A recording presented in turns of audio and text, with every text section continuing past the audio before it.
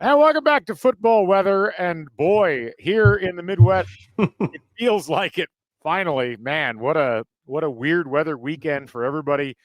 I just drove through it on my way back from Pennsylvania. Matt, you've been sitting in it here for the last couple of days. It's No.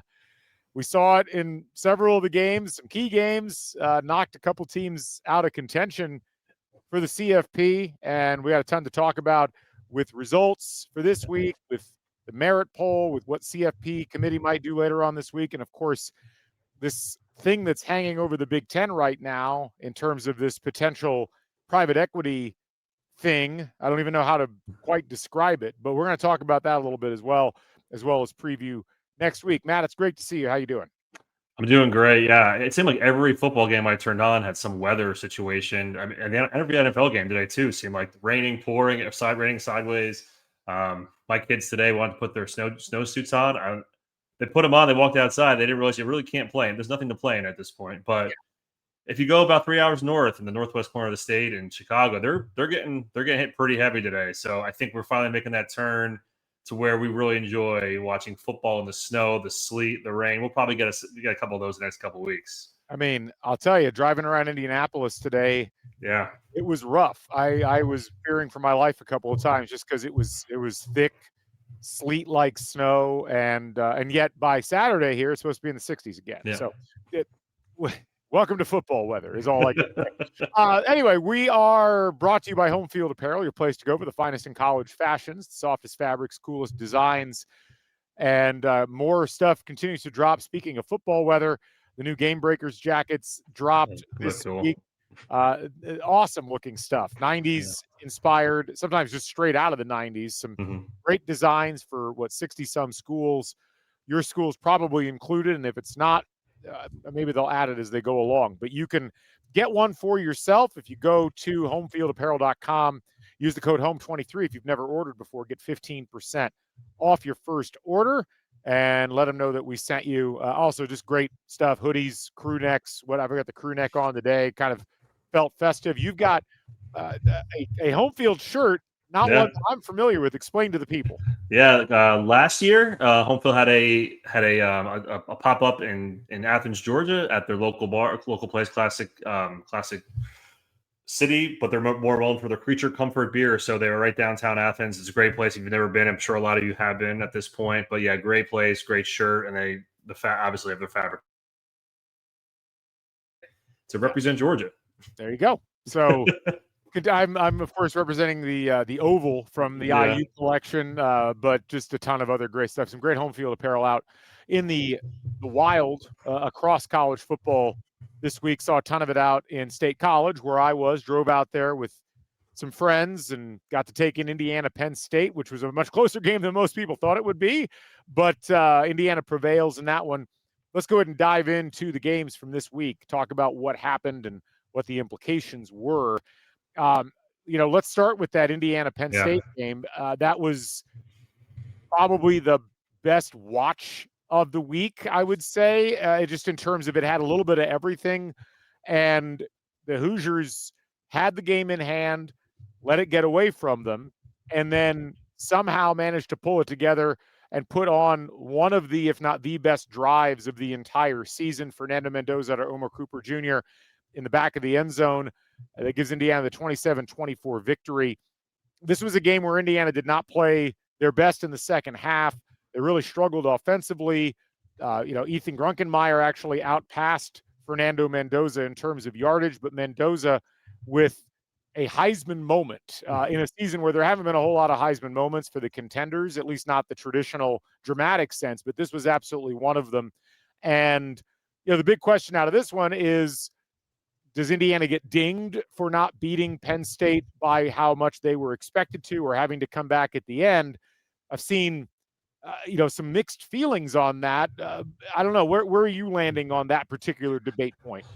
I think if we're going to be fair to Indiana, if the expectations to go out to win 55-10 every game, then just pack up, because there's no reason to think that way unless you're 2020 Alabama or 2019 LSU. Those are the teams that were doing that consistently.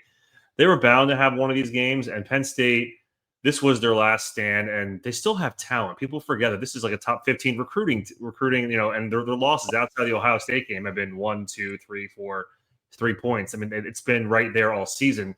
Easily they can be 7-2, 8-1. But from an Indiana perspective, the same thing. I mean, I saw Alabama struggle with South Carolina, 3 weeks ago? Yeah. I saw Texas A&M struggle with Mississippi State a couple weeks ago. So I mean, we can go down the list. Oregon struggled with Wisconsin. Ole Miss struggled with Kentucky. This has happened all season. It's just we're living in this recency bias that this is the last game you saw. And if you're looking at all those teams that were the close games, if you will, between Alabama and then another loss for A&M and all them, they weren't as talented as Penn State, if you will, right? I mean, so if we're going to be fair, I think every team has a game like this. Indiana's never won at Penn State. This was a tough road game, playing back-to-back road games from at Maryland and at Penn State, and this was their last hurdle. With your point about the Heisman, it's interesting. You know, he didn't. Mendoza did not play his best game, but if you look at the 3 really tough road games, Oregon, Iowa, and now Penn State, he threw an interception that could have cost him the game on all 3 games, and he came back, drove the team on the field in 3 different ways, and won the game. Yeah. That's really impressive. I'm not saying he's going to win the Heisman. I'm sure there will be doubters, but he really put together that lasting image, or one of those performances that you're going to remember for a long time, especially if you're an Indiana fan like we are. But to see him do that at Penn State, season on the line, because, you know, they fall to 9-1. The doubt maybe creeps in a little bit. You don't know. I know they have Wisconsin and Purdue coming up, but it puts a little more doubt, and maybe doesn't that bye is now gone, and maybe the Big Ten championship game is now out of reach. Right. That's that clock. And so for Indiana specifically, everything sets up now well for them, right? Everything's in front of them to go 12-0, to get to the Big Ten championship and play in the quarterfinals with a bye. Yeah, I just keep coming back to this idea of how dumb the narratives generally are in college football, because I heard from, and I was listening to podcasts, several of them as I was driving back today, and you know, the idea, well, Indiana looked vulnerable, so maybe they're not as good, and A&M should be ahead of them. And it's like, the Alabama game is a perfect example. Alabama was down 8 in the 4th quarter with 10 minutes to play. And last I checked, Ty Simpson wasn't missing his top receiver in that game, wasn't missing his starting left guard, and wasn't playing a team that has the 10th highest talent aggregate in the country, like Penn State does. But yet when Alabama came back and won that game, it was like, oh, Alabama with their championship moment. Indiana comes back and wins against Penn State. It's like, oh, Indiana shows signs of weakness. And again, I think Indiana should be dinged for not putting the game away, for letting Penn State come back. Sure. No question. But to argue that somehow that lessens them down the pathway, it's like, is it just entirely dependent on when the game happens? That just seems like a really old-time college football. If you lost early, you were in good shape. You lost late, you're in big trouble. Are we dinging Ohio State for only beating Texas by 7 points at home earlier on in the season? I mean, there's a litany of these things that you could go through and talk about. And I mean, Paul Feinbaum had some garbage this morning, apparently, about how like Texas A&M winning at Mizzou was more impressive than Indiana winning at Penn State. And I keep coming back to, isn't Mizzou on their 3rd quarterback of the season right now? Like the narratives are just so absolutely disingenuous when it comes to this stuff that it's hard to stomach after a while. But and then Alabama lose to a 4-5 Florida State team that just lost the worst Clemson team in the last 15 years. Like, it's like one of those things. I mean, both things can be true, right? Like, I don't think any of us are saying Texas A&M is not a top 3, and they may end up being a top 2 team. I have no idea. If they go in the SC championship game and go 13-0, they're going to be the 2 seed, right? It's not. But like, it's just this narrative that the SEC, and they play one tough game, people were shining Georgia for beating Mississippi State. Yeah. And I'm like, we've extolled the relative virtues of Mississippi State, but at the end of the day, it's a Mississippi State team that's won one SEC game in 2 years. And great. Congrats, Georgia, for winning by 20. Yeah. That's awesome. Let's be a little more real in terms of how we're talking about these things. Anyway, let's look at the other games. Ohio State 34, Purdue 10. This was not really a game. Ohio State explodes for 24 in the 2nd quarter, another yawner. And again, Julian's saying, great game against a Purdue team that has no juice in it whatsoever at this point. So, look, give Ohio State credit, 9-0, 6-0. They've got 3 more games to play in the conference.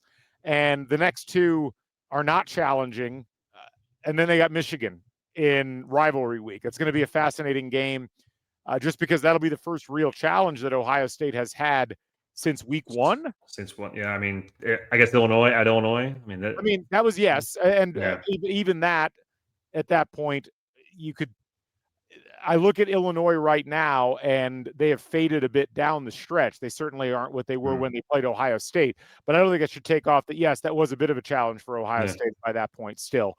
A&M, as we mentioned, 38-17 over Mizzou. And again, Mizzou, I'm not sure why they're ranked with their quarterback situation and the fact that they're now 2-3 in SEC play at this stage. A&M, again, deserves a lot of credit. They were very workmanlike in this game, very consistent throughout, really got stronger as the game went along. Good game by Ruben Owens, the second on the ground, 102 yards, 2 touchdowns. They look like they're in very good shape. They obviously could not afford to lose that game. Yeah. As they've got some difficulties coming up here, and just in terms of the Texas game at the end. But a good win by A&M as they continue to solidify themselves. They're going to get past South Carolina, no problem. Yeah. They'll get past Sanford, no problem. It all sets up with that game in Austin at the end of the year. We've got some really fun games coming up, or not like the next week. It's an okay schedule, but the last week, Michigan keeps winning, right? They own Ohio State. Ohio State should beat them, but right. You know how that is when you haven't beat a team and there's been this mark for a long time, and then we have Texas probably back against the wall against Texas A&M, who's probably going to go in 11-0. We got some real fun ones at the end of the season this year. And we're going to talk about some of the implications on a few of these teams and who they've got to play, because it will jumble things considerably in the last 3 weeks of the season. We mentioned Georgia beating Mississippi State at Mississippi State. Ole Miss 49-0 over the Citadel. Congrats, Ole Miss. They moved up a spot in the AP. I know they did. Wild. We're going to come to that in just a second. But first, Texas Tech with a big win in Lubbock, 29-7, and it could have been worse. BYU. It wasn't that close. In the fourth quarter. No, it was not that close. We thought BYU, just from the metrics, might have been not nearly as good as their ranking indicated, but again, undefeated team, they get the benefit of the doubt. And Texas Tech definitely showed that they're the class of the Big 12 as far as I'm concerned in this game. Just a really, really nice game all the way around. Really good moment there in Lubbock for the Red Raiders. Yeah, I mean, they were settling for field goals early, but then this could have been 45-0 at one point. It was really impressive to see what they were doing. The spread was 11, and I think it finished at 11.5, and everyone's like, "Oh, this seems a little out of character." But I mean, they were more than spot on with what they thought was going to happen in this game, and really, it makes an interesting case for. I don't want to make an assumption Texas Tech is probably going to go into the Big 12 championship, but certainly a race for that second spot really is going to be interesting. Yeah, it's a really curious conference, not as curious as the ACC, but still very curious. And certainly, I think the Big 12. It's funny. I was listening to some people talk, and the commentary was, well, the Big 12 is really set up nicely for two teams in the playoff. I'm not seeing it right now. I'm really not. I mean, at this point, the only route I see for them to get two teams in is if somehow you get Utah going all the way to the title game, and then they beat Texas Tech in the title game, and then you'd have two two-loss teams, and they might get in, but I don't know if they would get the benefit of the doubt over, say, a two-loss SEC team. To me, the better route for a Big 12 two-bit league would have been to have BYU win this game and Texas Tech figure out a way to really close impressively the rest part of the season. Because, I mean, you look at the teams that are now in contention for the Big 12 title game. Houston's not getting in except as an auto bid. Utah's probably not. Arizona State's definitely not. And Cincinnati seems very unlikely to be in a position to do so, given that when you look at Cincinnati's schedule for the rest of the season, they've got to play BYU. And so one of those two teams is likely going to get knocked out. And I don't know that Cincinnati has the resume because they've yet to beat a ranked team. And it doesn't seem likely that they will unless they knock off BYU, which ends up weakening BYU's case. Yeah, you're right. It seems like that Cincinnati, assuming they both win this week, that would be a playing game to play Texas Tech. You're right. That's the only shot. And then it really depends where Texas Tech lines up. I mean, if they're in the top 7 or 8, this happened to SMU last year, right? They were right in the edge. If they're far enough in, they didn't penalize teams last year. Now, this is a different committee, so we don't know how that's going to look. But certainly you would think they're not going to penalize the team that's already in the field for playing the extra game. Oregon 18, Iowa 16. It's fascinating. Did you watch this? I watched a decent amount of it and listened to the rest of it. And wow. I mean, I'm having trouble putting it into words other than I feel like we saw the good weather version of this game already, and it was Indiana at Iowa. Yeah. And it went down very similarly, like except in this case, Oregon kicks a field goal at the end as opposed to what Indiana did, which was score the touchdown at the end. But credit Iowa for playing as well as they did. Credit Oregon for going into that environment and that weather and pulling it out. And I'm still trying to figure out how the hell Oregon drops in the poll after winning at Iowa. I mean, just a blatant level of disrespect to the Hawkeyes.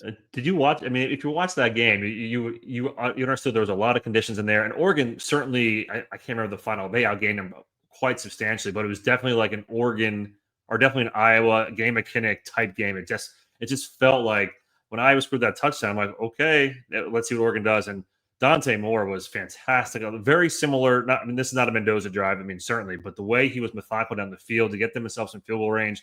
With as we both know, their kicker is not very reliable. His distance is 40 yards and he picked that ball into the wind. It was really impressive. So, I mean, Oregon now sets themselves up really well. Iowa now out, but at least Iowa can still raise havoc. They still have some tough games left that they can really play spoiler in the Big Ten. Yeah, I mean, they got USC next week on the road. It'll be much better weather conditions. Although I did hear there's a real good chance it's going to rain in LA for that game. I don't know if Iowa is the rain god that's bringing the conditions, but no, Oregon deserves a ton of credit. As much as they got dinged for that Wisconsin game in Autzen, the weather was awful in that game too. Yeah. And I've been impressed at what is a relatively young Oregon team at key positions and also missing, one of their best receivers, two of their best receivers in that game, managing to figure out a way to pick up the victory. And again, I just can't help but feel there's some poll bias, and I'm curious if this ends up getting reflected in the committee against both Indiana and Oregon, missing key pieces, winning in tough places on the road, and not getting properly rewarded the way that other teams in other conferences might be rewarded for similar wins. It's similar or even losses. Oklahoma, they had Mateer and they're still hanging in there. And certainly they have righted the ship and Mateer's looked okay, but they have really not moved at all in the polls with Mateer being out, and he's looked, iffy. So it is curious. It'll be interesting to see. You're right. How if Indiana falls to 3, or if Oregon falls behind BYU, Texas Tech, or wherever they were in the actual CFP this week. Yeah. Notre Dame 49, Navy 10. What's there to say? Yeah, it was close at halftime, and that was really all you can say about it. Yeah. Wake Forest did it again, Matt. 14 or 16-9. They knock off 14th ranked Virginia, and they throw the ACC into all kinds of chaos. The Hoos finally ran out of magic, and I don't know what it is about Wake Forest, man. They have been the Grim Reaper in that conference so far this season. They knock off SMU earlier this year. They knock off Virginia. And look, we knew Virginia was playing with fire. I think we talked last week. This is why I had them so low in my merit poll last week. Yeah. The metrics indicated something like this would happen, and something like it did indeed happen. And now it's wide open, right? We have 5 teams at 4-1, including the Duke Blue, which I text you, but the Duke Blue Devils, they're in a good spot. If they run the table, there's a situation. 5 teams in, maybe. Yeah. Because they lost to Tulane, so there would be that head-to-head component that would exist. But yeah, we're gonna have a really fun last 3 weeks here in the ACC. I assume Miami's out just because they do have the 2 losses, and there is some head-to-heads. Duke plays Virginia this week, and we still have Pitt and Georgia Tech left. So we'll be down to at least 3 one-loss teams. But watch out! Here come the SMU Mustangs as they are ready to go again to make a run. Louisville loses at home to Cal 29-26. It was right there for the Cards. They can't get it done. They lose in overtime. Didn't fall by that much in the polls, which surprised me a bit. Yeah. They only fell by 4 spots, but hats off to Cal. Cal and Wake Forest really I feel like are maybe two of the teams that deserve the biggest plaudits on the season for sticking in and figuring out ways to win when most people have not even considered them as being worth talking about. And just a brutal loss for Louisville at the time when they could not afford one. Right. I mean, especially I think the UVA loss happened like 10 minutes earlier. So like I don't know if they knew, but certainly if that changed the entire perspective of their season. I know they lost them head to head, but then they're 5-1 and 8-1 and looking like maybe they are the potential second team, if things break right, or they're definitely the highest ranked ACC team maybe at that point as well. Vanderbilt 45, Auburn 38 in overtime. Auburn, coached by interim head coach DJ Durkin, led big in this game.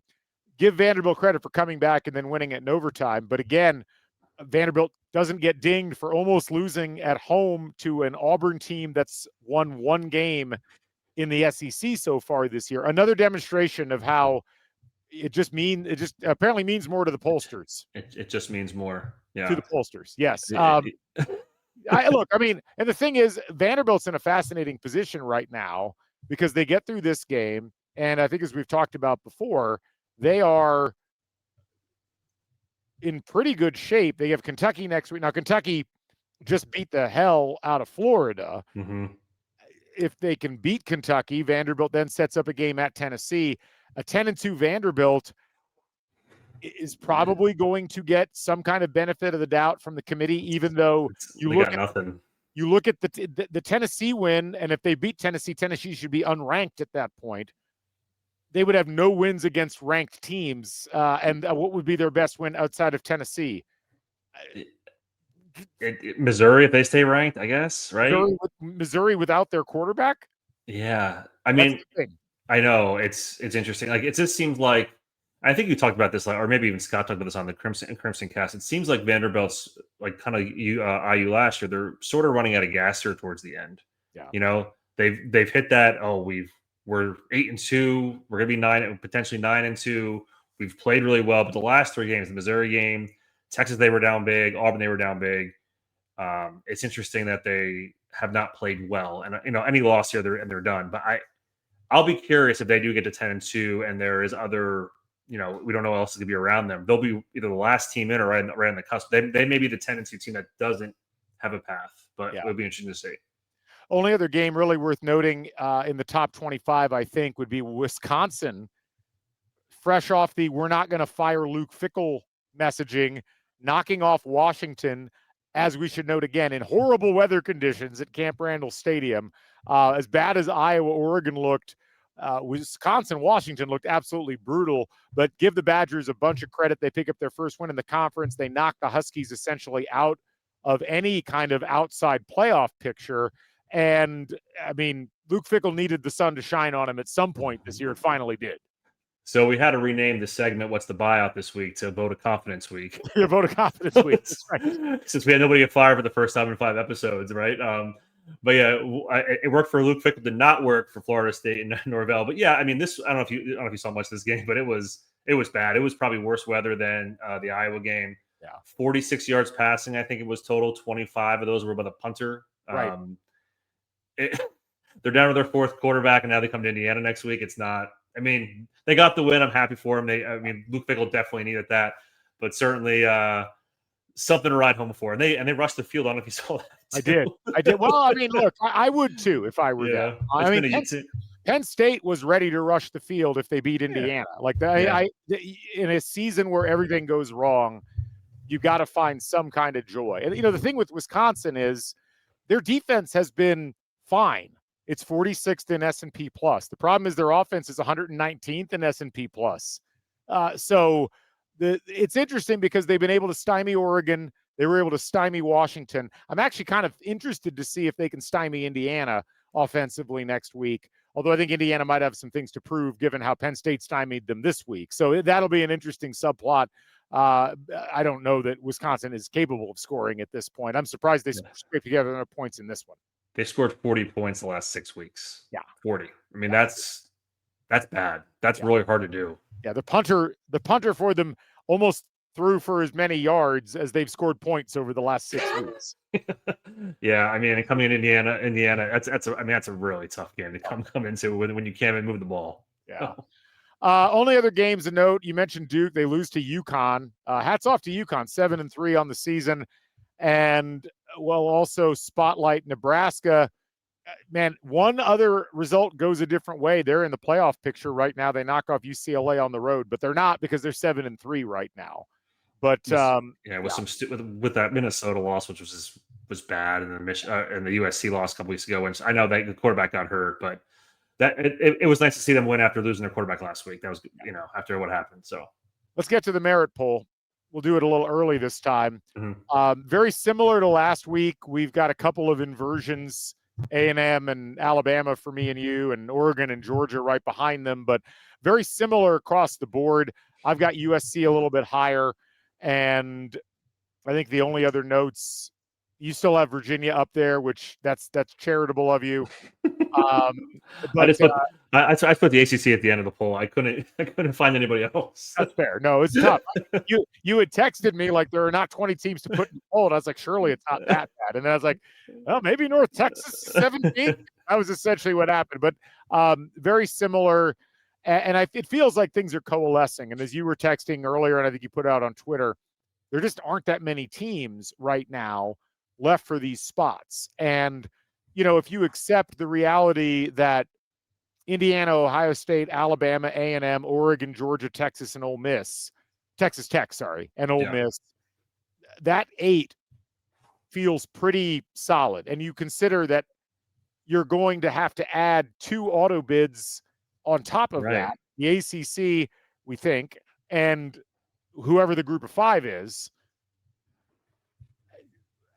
You've only got 2 spots left, and there's about 8 additional teams right now that feel like they have a legitimate shot to get one of those. And I don't know, you look at some of those teams and what they're facing, and there's going to be some teams just eliminating each other just off of losses, or everybody gets so many additional losses that now you're looking legitimately at a 3-loss team maybe getting into one of those final at-larges. It's a really jumbled mess once you get past that top 8. Yeah, I was going to say the same thing here. I'm not saying they're all locked in. Anything could happen, right? If Georgia loses this week, then we really rethink Georgia here because they still have Tech, and then they would not play in the SEC championship game, and certainly that way it might move them down a little bit. But after Texas Tech, Notre Dame doesn't really play anybody, but there's teams behind them that Texas, USC, Oklahoma, Michigan, Vanderbilt, they all play somebody. So is there the opportunity for them to jump there? It's interesting because we didn't have the situation last year. There were still teams moving around. Where this year it seems pretty ironclad that we have a good idea of the top 7 or 8 are, and they may move around based on game head-to-head that's going to come up. Like Ohio State's going to probably play Indiana here, Texas A&M is going to play Alabama, so things could certainly shift in those directions. But we're really stuck, and I'm really curious with this week what happens with Texas Tech and how far they move up. And compared to Oregon, right? Oregon moved down in the AP poll for no reason, really, it would seem. And how that and we're Ole Miss. Ole Miss didn't play. They played Citadel. That doesn't really matter. Does Ole Miss move down, and do Texas Tech and Oregon move up now? Well, this is an interesting thing because you look at S&P Plus, which I really like as a metric. I mean, it's not perfect. If you look at S&P Plus, and it's got Penn State's 20th. I mean, Penn State, it demonstrates how well Penn State's played relative to expectations, but it's a 3-6 team at 20th. I do push back on that a bit. But you look at the top 4 of S&P Plus, it's Ohio State, Indiana, Oregon, and Texas Tech. And then you look at FPI, and what you got is a top 4 of Ohio State, Indiana, Oregon, Alabama. Texas Tech is 11th in FPI. That's a huge delta between 2 of ESPN's own metric systems. Like to have a 7-spot delta for one team is really odd. I mean, you dig into the efficiency numbers and everything like that. Like if you look at the individual efficiencies in FPI, Texas Tech is 3rd. But if you look at the actual FPI numbers, they're 11th. Someone needs to do some explaining, I think. Right. I have no explanation for that for sure. That's why it's interesting. Like as you just as I guess let me ask you this: where do you think it's going to be Texas? Do you think it's going to be Oregon, Texas Tech, Ole Miss, or do you think it's going to be Texas Tech, Oregon, Ole Miss? So I mean, That's a great question. I don't know, because if I had to guess right now, I would say, hold on, I'm going to look at this real quick, because it's a really fascinating scenario, because that's the only three. Notre Dame's going to be 9, Texas is going to be 10, right? I mean, I don't think anything's moving there. probably not, no. Because BYU is coming off, right? I mean, you look at the rankings in the CFP. It was Ohio State, Indiana, A&M, Alabama, then Georgia, Ole Miss, BYU, Texas Tech, then Oregon, and let's stop there for the moment. So BYU loses. BYU, if I was ranking them, I would drop BYU probably to 14th. I would rank them below Utah. Maybe you put them above Utah, 13th or 14th. You'd probably drop them below Texas, and you'd drop them below Oklahoma. So how much credit does Texas Tech get? That's the question, right? For beating BYU. If the committee ranked BYU 7th, Georgia beat an unranked team, Ole Miss beat a non-FBS team, BYU, who was 7th, loses, and Texas Tech wins, and they were 8th. You should probably put Texas Tech at like 5th or maybe 6th. Like, I don't know what is the justification for keeping a one-loss Texas Tech, who lost that game in the final minutes without their starting quarterback on the road, versus having Georgia, who's played with their food a bunch and also lost at home to Alabama earlier in the season. Like, what's the justification for keeping them above, especially when you look at the power rankings and, you know, Georgia's, if you look at straight FPI, Georgia's 6th, Texas Tech's 11th. But if you look at FPI efficiencies, Texas Tech is 3rd in FPI, and where is Georgia in that? They're 9th. You know, you look at, there's just, I don't get what exactly we're giving Georgia the benefit of the doubt for in that case. Yeah. I certainly don't know what we would be giving Ole Miss the benefit of the doubt for in that case. And this is the thing that I struggle a bit after hearing the comments from the committee chair about what exactly they are using for justification for some of these rankings, because it sure sounded like they were just like, well, we think this team is better than this other team. Right. And that's why we're ranking them. I mean, what exactly, I give Ole Miss credit for winning at Oklahoma. What else are you giving them credit for right now on their schedule that would be that far superior to what Texas Tech has done, given that Texas Tech has a superior efficiency profile? No, I know, and that was what I was kind of going after. Like, what I was going after is like, where is Texas Tech roadblocked at 6? Are they really going to move them ahead of Georgia? Coming off a Georgia game that was obviously not very close, but it's BYU is not going to fall anywhere probably below 14. And then you have Oregon sitting there, who has a big road win, but Iowa's probably going to fall either to the 24, 25, or out of the entire CFP rankings altogether, which probably maybe that's fair, maybe not. But then Oregon has no really big wins and at all. So I'm curious to see, right, is Texas Tech ceiling at that point 5, right? And because at that point, I don't know if they can get to a bye, because if A&M and Alabama play this out, or Georgia gets in that spot, it's gonna be really difficult for them to get in there, I would think. But you're right, Ole Miss is just gonna be sitting there because they're not playing anybody the rest of the way. Ole Miss could fall to like a 9. I don't think they're gonna get dropped out at an 11-1. That's not what I'm saying. But Ole Miss is gonna be in, but they may just keep falling to a spot where they end up going to somewhere at this point. And I mean, and I'll say the same thing for Oregon. So Oregon was 9th in the last CFP ranking. They beat an Iowa team that was ranked 20th. That's right.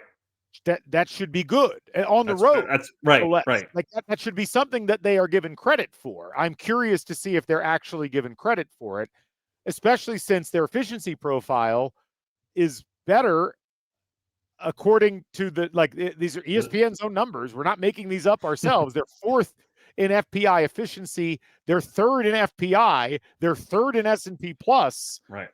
What's the problem exactly? And if you say the eye test, go sit in the corner. Right. I know. I'm with you. I don't know.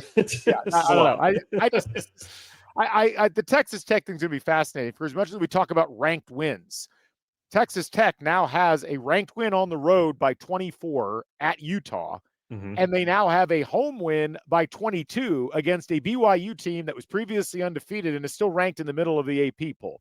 Right. These are things that need to be brought up, I think, much louder. They're going to have 2 top 15 wins, right? I mean, that's better than anybody. And there's a lot. I mean, they're better than Ole Miss. Yeah.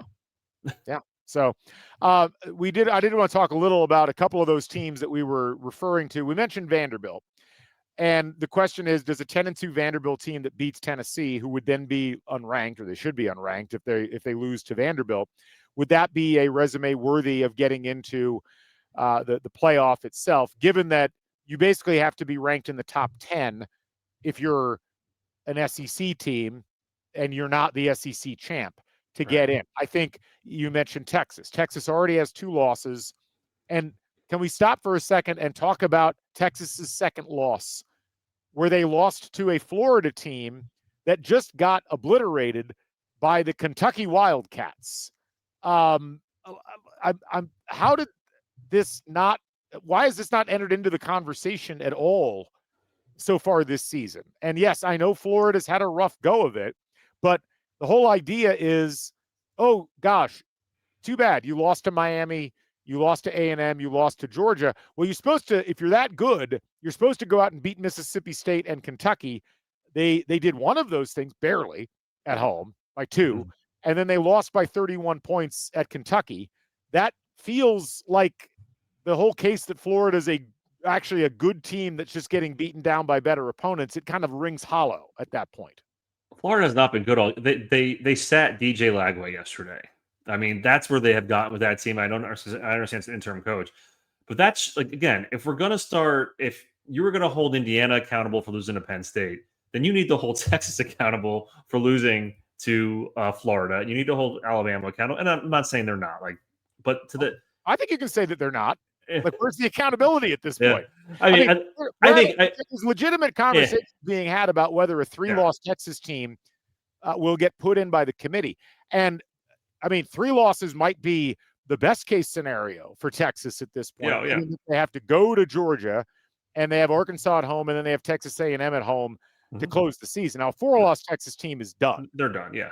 But a 3-loss Texas team, I'll go back to what I said a minute ago about the conversation around Ole Miss. At that point, you would have a win against Oklahoma with a backup quarterback. I don't know. Mateer played in that game, didn't he? But he was he was hurt. He was hurt. Yeah, and then you have a 3-point win that you had to hang on against Vanderbilt with. Those are fine, all told. But again, I question Vanderbilt being as ranked as highly as they are, given the lack of wins on their resume. So again, these feel more pumped up than actual numbers. A 3-loss Texas team making the playoff when there'll be multiple 2-loss teams that I think have equal accomplishments on their schedules would be a clear indication that perhaps things are not as they should be with the committee. Considering one of those losses, Florida, yes, I agree. And I don't want to put. I think Alabama and Texas are in 2 different categories. Texas lost the first game; they've been really good since, right? Alabama. I mean, I know they basically suffocated LSU, and LSU can't score. So, but regardless, Alabama has won 9 or 8 in a row, and they beat up on. I mean, they have recovered from their loss.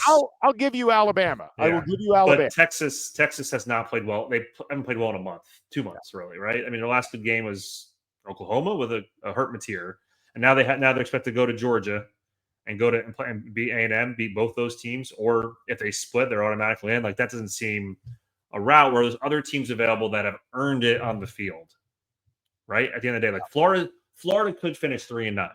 Yep, that would be the worst. That'd be worse than Florida State, right? By a good margin. Like Florida State, I don't know. I can't, like, similar to Penn State, can't really explain what's going on there. But Florida has just been terrible all year. Right.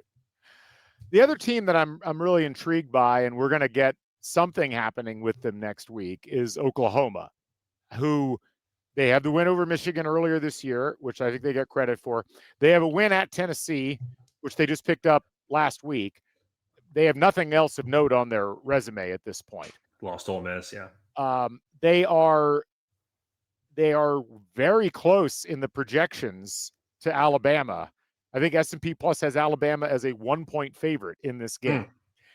Now, if Oklahoma loses that game, they should be done. It's hard to see a 3-loss Oklahoma team with the resume they have actually being in contention for the playoff. If they win that game somehow, I think they would clearly be in good shape as long as they beat Mizzou and LSU. I am curious how that would change the narrative on Alabama losing at home to this Oklahoma team.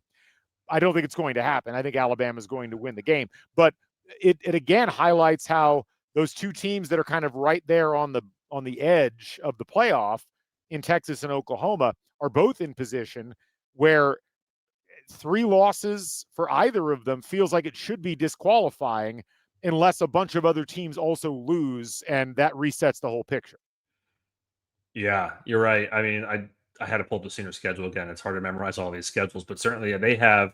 I love how like they keep the old rankings in here. They they beat at number 14 Tennessee. And I still am confused by the Tennessee ranking this whole season. Like, are they just getting the benefit of the doubt regardless? It's just anyway.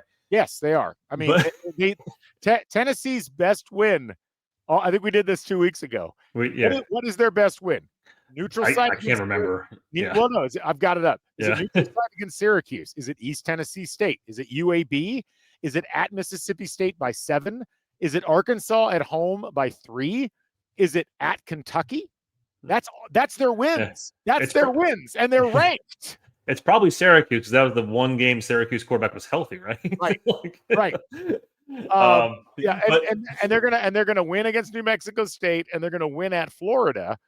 So they're going to be 9 or 8-3 going into that Vanderbilt game, and their best win will still be at neutral site versus Syracuse, which was a different Syracuse team at the time. Yeah, I mean, yeah, it's really curious, right? It's like you don't want to talk about bias, but I mean, there's no reason that team should be ranked over maybe some other teams that especially like Iowa. Iowa was still was unranked last week in the AP poll, and Tennessee was 25th. Like how? Like anyway. But it's interesting. So going back to we have the 4 teams: A&M, Alabama, Georgia, Ole Miss. We assume they're going to probably likely be in, and then Texas, Vanderbilt, Oklahoma is fighting for probably one outside shot at 2, right? And there's a good shot 2 of them. Texas and Oklahoma finished with 3 losses, and Vanderbilt ends up with 2. Who are you taking out of those 3? Well, so it's a really fascinating question because I think there's a couple of options, but it really depends on, I'd say, 2 main things. A, what happens the rest of the way in the Big Ten? So if Michigan does what we think that they'll do and wins at Northwestern and wins at Maryland, they would be 9-2 heading into the Ohio State game. Now, if Michigan were to lose Ohio State, they would be done. And I would be the first to say they don't have a leg to stand on because they would have lost the 2 games to ranked opponents that they had. They lost at Oklahoma and they lost at USC. Their best win, I guess, would be at Nebraska by 3. And that would be it. They're out. Yeah. If Michigan wins that game, I think Michigan is in a great position because that would be among the best wins of the year across the board. You'd be 10-2. You'd actually, I think, be in the Big Ten title game depending on what happened. There's one scenario where they wouldn't be. Yeah. So that's one scenario where you could see another Big Ten team getting into the mix. The one that's really intriguing to me is USC, because USC has Iowa at home this upcoming week, at Oregon the next week, and then UCLA at home. If they sweep that, then they're in. And they might be in the Big Ten championship then, potentially, right? If Michigan beats Ohio State and USC beats Oregon and Iowa and UCLA, they're in. It'd be Indiana. As long as Indiana doesn't lose, it'd be Indiana USC in the Big Ten title game because USC would have the tiebreaker over Michigan because of head-to-head. Yeah, wow. So, but I think regardless of what happens, if USC wins at Oregon, I think Oregon winning at Iowa, as long as Oregon doesn't lose at Washington or loses at home to Minnesota, which seems unlikely, would put, I think, all of those teams in. I think you would, at that point, Indiana, Ohio State, Oregon, and USC would all get into the playoff. Yeah, I think you're right. I think then, so that would leave what? Then you have the 4 SEC teams, that's 8, the ACC 9, Group of 5, 10, Big 12 11, then you're Notre Dame. I guess Notre it's the last Dame. spot. So then they're going to find a way to put Notre Dame in. Like at this point, I don't unless Notre Dame loses to Pitt, which I think is unlikely at this point. And look, I mean, I think Notre Dame, despite the 2 losses early, is playing well enough, and the metrics are all there. I'm not going to complain about Notre Dame. The arguments against Notre Dame in the CFP last week were, why are they ranked ahead of Oklahoma and Texas right now? Right.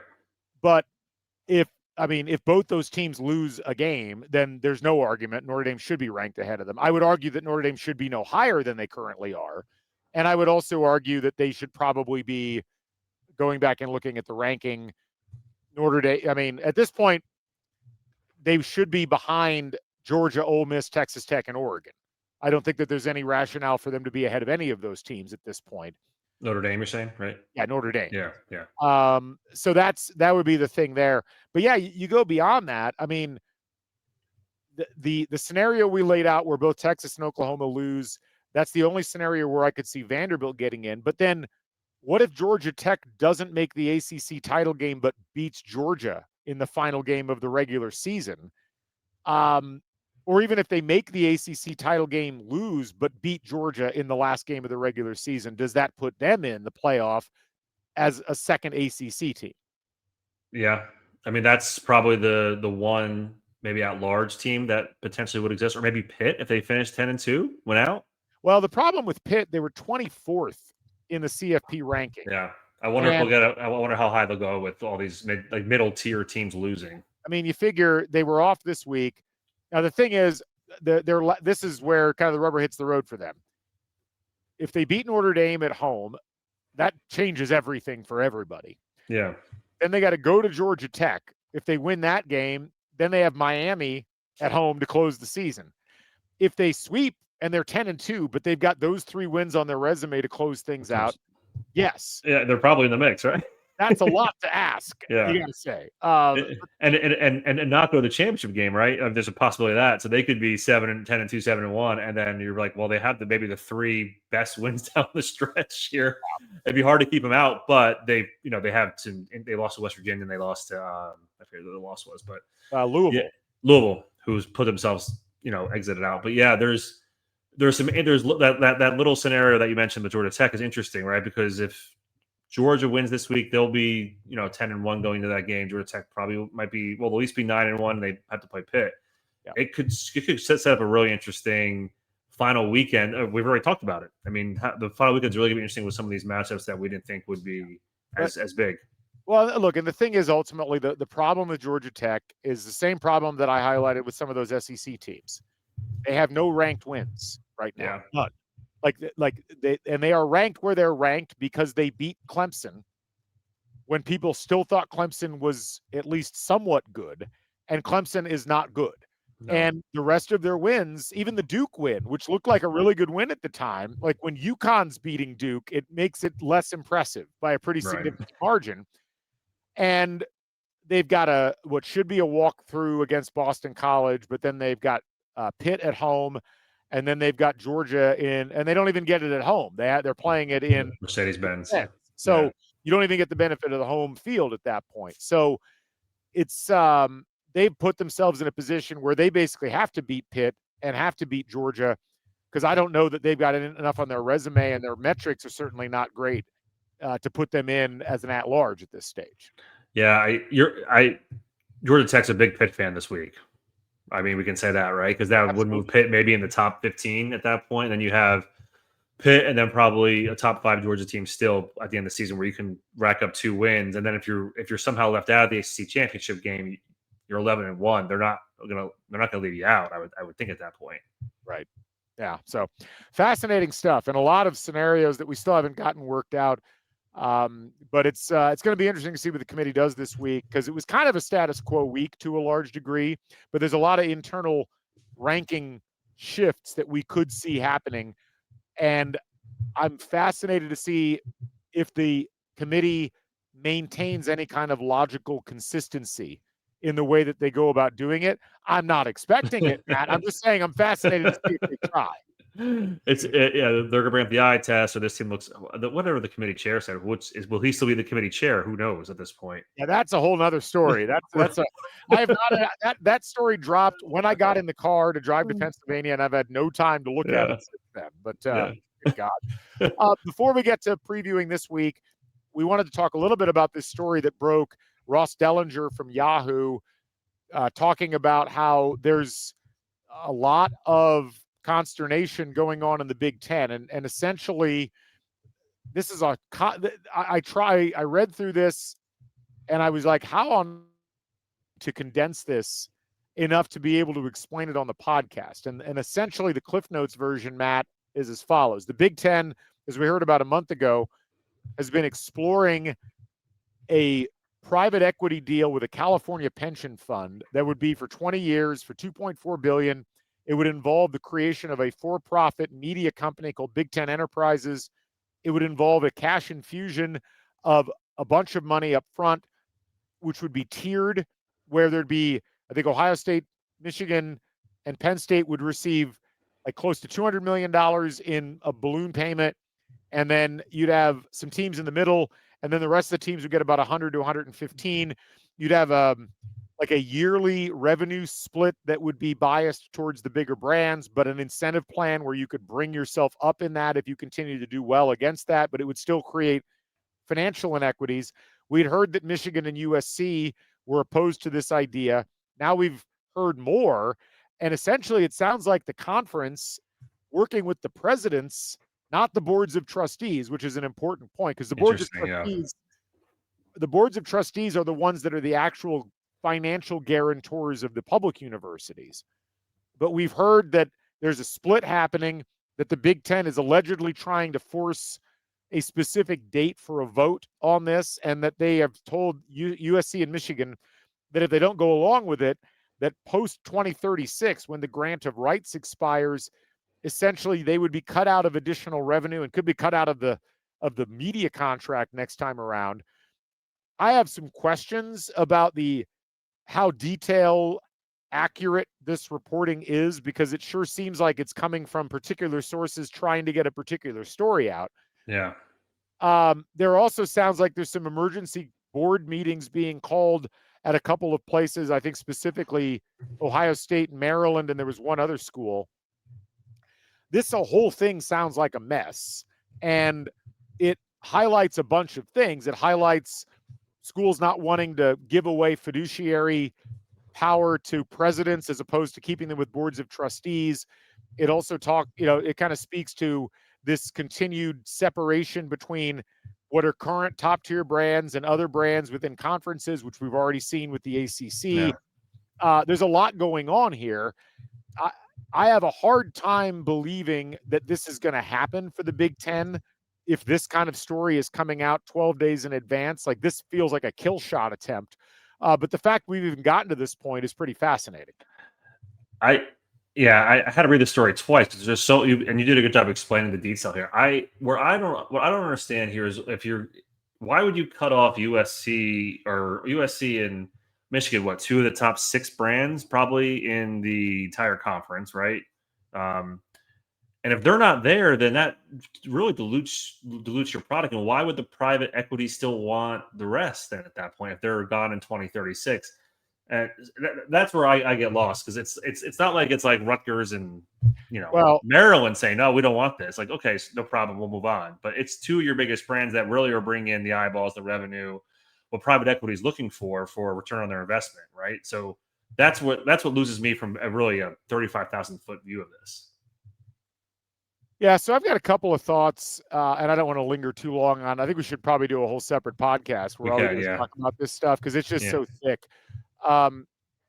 There's 2 things I'll note here. I think part of it is people forget, and we keep talking about this on this show, and I've talked about it on Crimson Cast. I don't think people fully understand how financially in trouble a lot of these schools are. And I think that the conferences are being empowered by members to go figure out ways to generate money, because revenue sharing, the likelihood that you're going to continue to see the NCAA losing in court, and the complete inability of these schools to get together and decide anything collectively that might secure a sustainable financial future for the sport or for all the sports, not just college football, but college athletics in general, means that they are all desperately looking for new sources of revenue. And so your comment about why would you cut USC and Michigan out, I think the problem with USC and Michigan is as follows. Both of those schools have money to burn, and they don't need this. They don't need this. Yeah. And other schools in the conferences do. And it's not like Michigan or USC is offering to give some of their money to the schools that are in need. If anything, it's the other way around. Right. And this is the same thing that we saw in the ACC with Florida State and Clemson and the way that they approached the grant of rights. And so, but the fascinating thing is what makes money for the television partners is the collective rights. And what makes, like, what we've seen with Notre Dame is you can try to go out and sell rights to your games individually, but you got to get people to schedule you. Mm-hmm. And yeah, I mean, it was celebrated in college football circles last week that Notre Dame and Auburn signed a deal for a series. Yeah. I looked at that and I was like, is that the best that they can do? Is sign a deal with Auburn? I mean, is that really going to move the needle from a ratings perspective? And that to me illustrates, I think, the upper tier brands in the Big Ten and the SEC, they look at Notre Dame and they say, I think we can squeeze them out of revenue and force them into a financial agreement where we can pool things collectively. To me, this is a battle that's been going on for 40 years between schools that realize that they've got their own pool of money that they can access versus schools that realize that there is more power in the collective approach to trying to bring in money. And it's funny because like Texas Tech with their booster has been trying to push this idea of opening up the Sports Broadcasting Act so that you can have collective pooling of all television revenues, which would kind of short circuit some of what you're talking about here. So much of what we're seeing right now is based upon the idea that the conferences and their media partners, who are really, in many cases, the ones stirring the drink, are essentially dictating the terms for the television contracts. But there would be more money for the schools if that was actually being done at a conference level where they were dictating terms to the networks like the NFL does, not the other way around. I look at this and I say, the private equity thing is troubling, but the concept of the pooling of rights is the way that college athletics needs to go if you want to gain the financial upper hand. But the problem is that you've got a lot of brands at the top of the food chain, like Michigan, like USC, who are so used to getting their own way, and I think are looking around and seeing that the old financial advantages are not working. Like the fact that USC and Michigan right now are not in the college football playoff hunt. And there are several teams that are, who are not in that financial echelon, has to terrify them, at least in some way, shape, or form. And I think that is driving some of this. Now, I'm not saying they're wrong in being like, hey, the private equity thing is wrong. I don't think that's why they're saying it, though.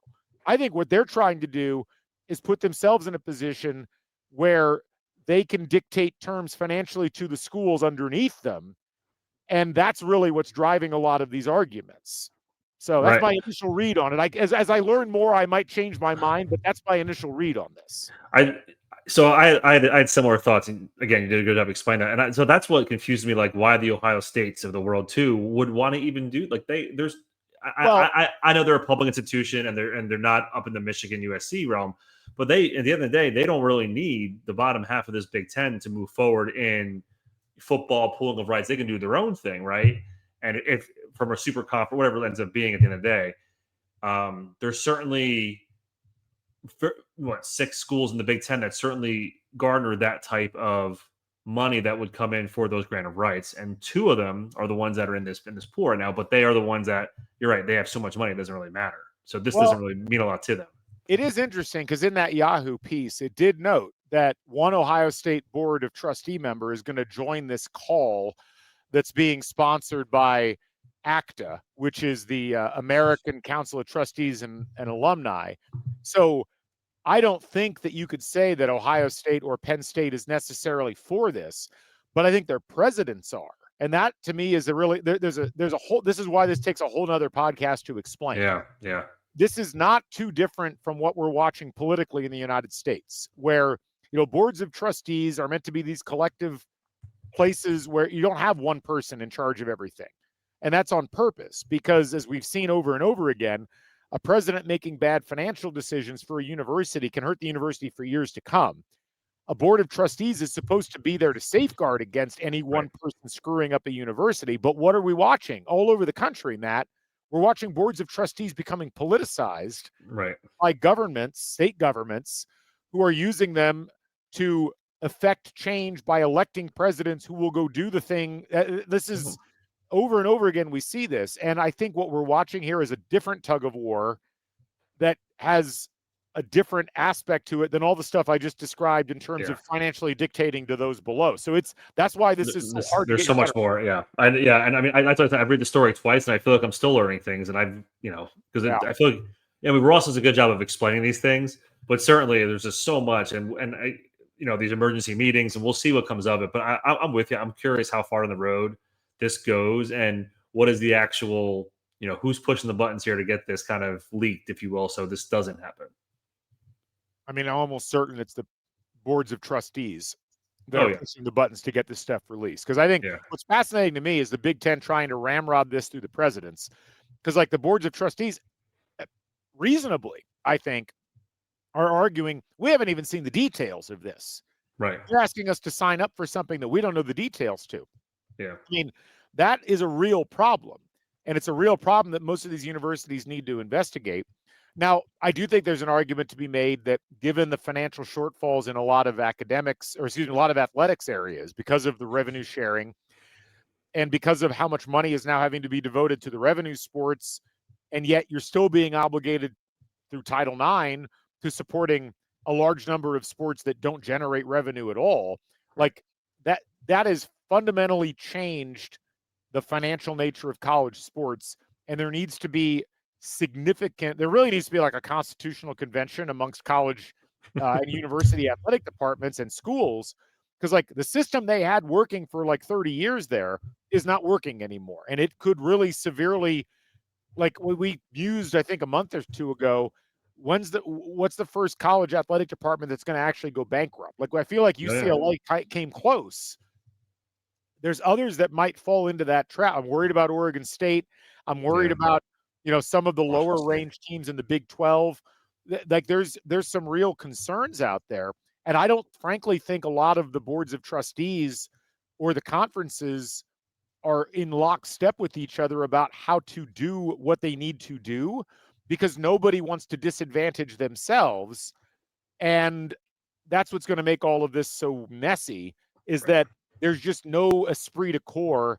There's no sense of togetherness amongst any of these college athletic programs. And that is a real problem as you move forward. Well, I mean, that's college athletics for the last 100 years, right?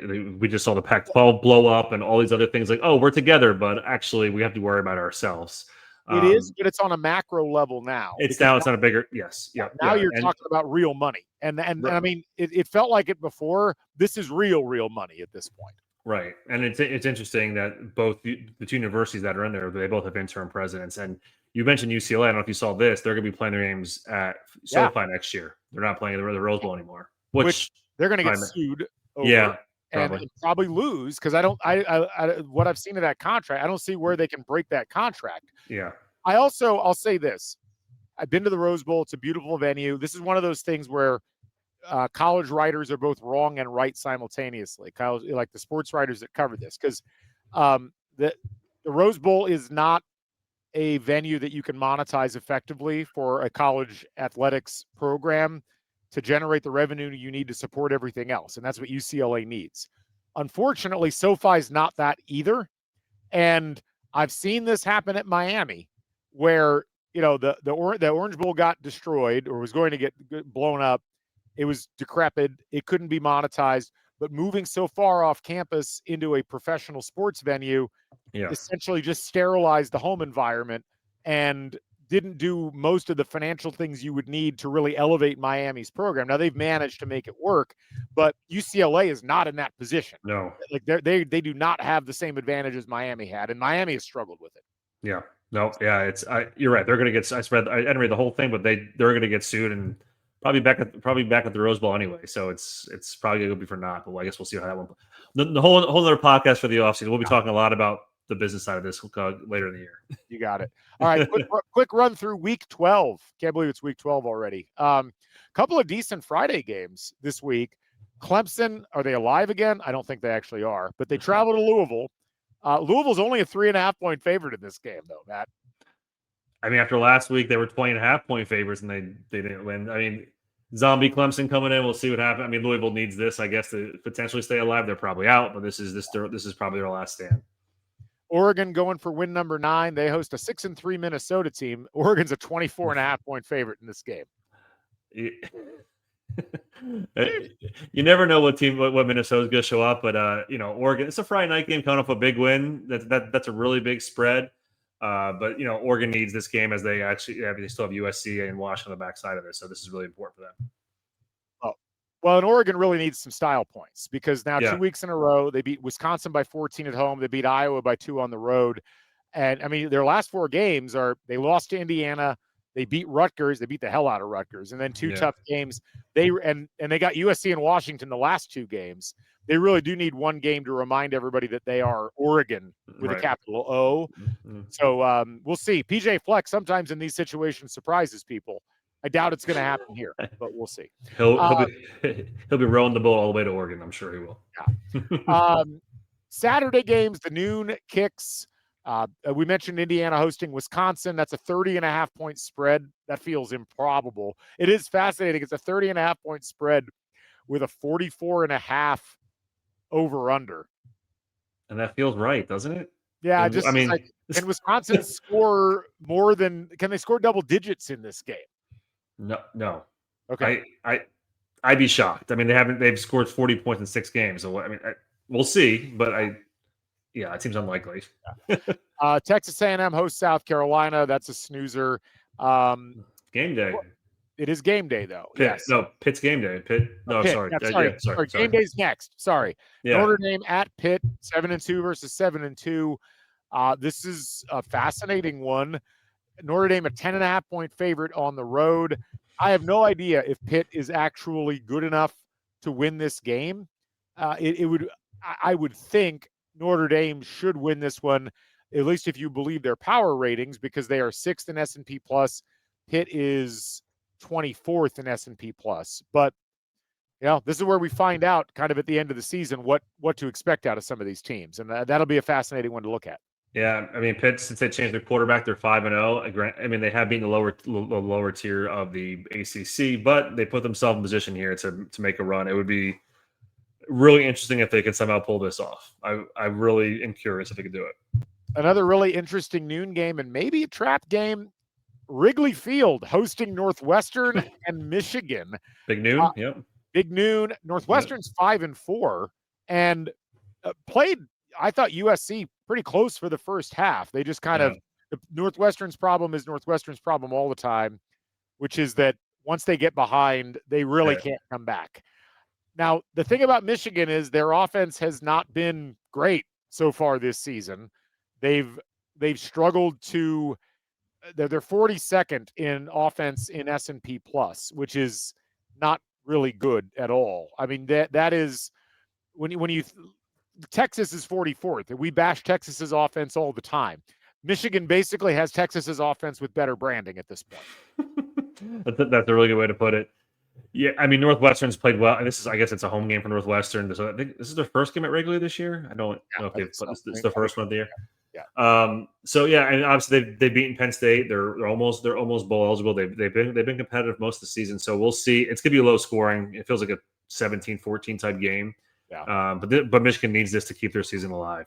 Yeah, over under 40.5 in that one. So big game at 3:30. We talked about it earlier. 7-2 Oklahoma, ranked 12th, goes to Tuscaloosa, takes on 8-1 Alabama.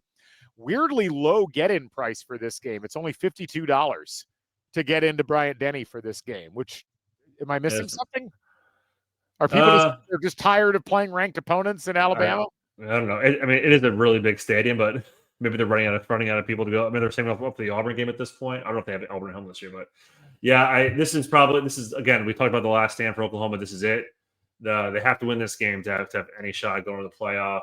And it would be if they pulled out, it'd be a really big road and probably maybe the top 2 or 3 road wins of the year. Yeah. UCF travels to Texas Tech. That's a 3:30 game on Fox.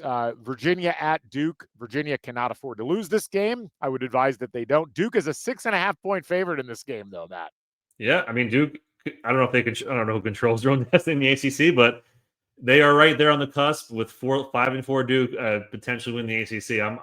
That is my scenario that I hope happens, that they get to Charlotte. Miami hosts NC State. NC State and Wake Forest, the Grim Reapers of the ACC. This would finish Miami off if they can't win this one, and they really need to win it by a large margin. So that'll be one worth keeping an eye on. Iowa at USC. USC is 6.5-point favorite.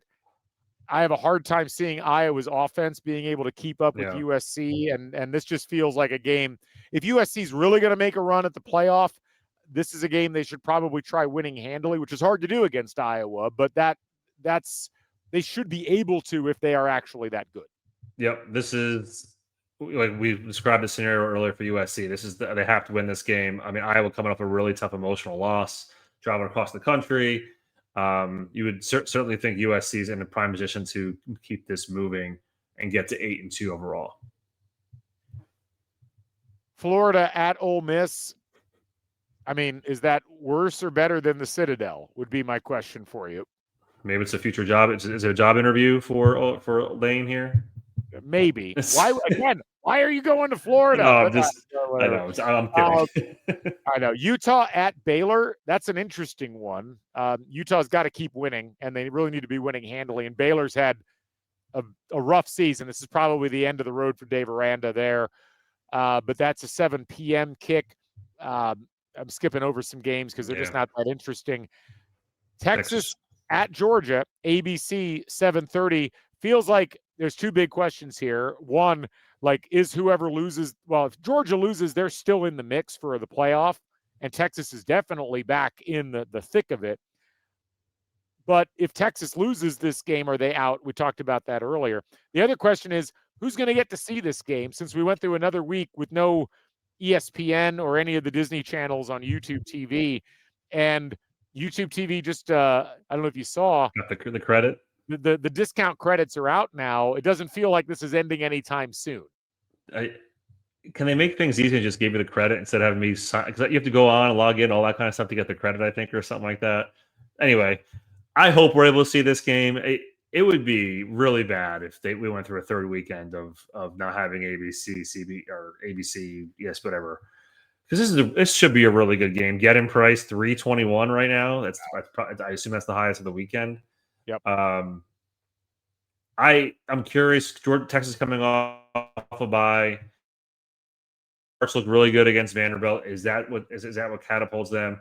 And we didn't talk about the Georgia scenario, but if Texas does win this game, it does put Georgia on a little bit of a watch here, and Texas moves up a little bit because Georgia now has 2 losses with still Tech in the mix, and there's no SEC championship game for Georgia at that point. So Georgia really needs this more than probably we're letting on to certainly solidify their spot in the college football playoff.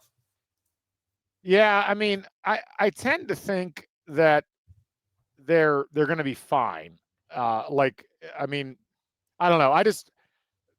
I have a feeling Georgia has been ranked very high, and I've been, I think, too hard on them at times, but then I think I'm not being hard enough on them at other times. I can't really tell. They've only lost to Alabama at home by a small margin. That game could have gone the other way, but they've also struggled to pull away from teams that they should be better than.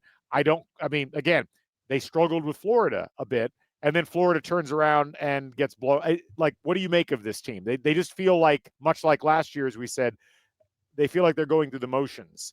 And that didn't really work when they got to the playoff, but can you hold that against them? Probably not. Yeah, and obviously, they played really well against Mississippi State. Is that the catalyst for this team to really get moving now that we're in November? Yeah. I will note that one last game I'll mention, Mississippi State, Mizzou this weekend. Mississippi State, if they win this game, will have as many wins in the SEC this season as Mizzou. They will both have 2 wins in conference. I just wanted to just make a note of that so that everybody was aware. Where's that game? What time is that game at? 7:45. Oh, I must have went right by it. Oh, there it is. Okay. Yeah. Yeah. So anyway, any final thoughts, Matt, before we wrap up? No, I mean, yes, but we will be here all night. No, it was a good weekend. It was a fine weekend. Obviously, let's hope we can get ESPN and YouTube TV to figure this out so we can watch all the games this week as we get down to the final 3 weekends. It will be curious. I know that we're not an NFL podcast, but it is Packers Eagles tomorrow night. So if they run past that, then they are really, really dug in. Yeah, I get the sneaking suspicion that they're really dug in at this point. Like I'm not seeing the compromises. I was reading some stuff this weekend. It just doesn't feel like we're anywhere close to a final resolution on this. And it's interesting because I just think at this point Disney's like, well, we can't afford to lose the money, but we also can't afford to back down. Like they've really backed themselves into a corner, whereas Google, who owns YouTube TV, is probably like, we don't really need to resolve this. Like we can give credits out. This is a rounding error in our total revenue every year, as opposed to being something that's like really substantial, which it is for Disney, losing $5 million a day or whatever it is on the lack of subs. So, but they also they keep talking about why this is worth it, and we don't even know what the numbers are. It's not too different from the private equity thing. Yeah. It's like, well, no one knows what the actual numbers are, so it's hard to say. Right. Well, let's hope for the good of humanity in football that they figure this out, because I know as we get to the play, because the I can't imagine it goes that long, but the playoffs are on ESPN, right? So that would be an apocalypse. I think it's wait the next 2 months. Good God. Anyway, that'll wrap it up for us. Matt, as always, a pleasure. Thanks to all you folks for watching or listening. And we'll be back next week. Actually, normally we would do a college football playoff show. That's likely not going to happen this week, but we will be back next Sunday/Monday with more college football talk as the season continues on. This is Football Weather from Matt Blaszka. I'm Galen Clavio. We'll catch you folks on the flip side. So long, everybody.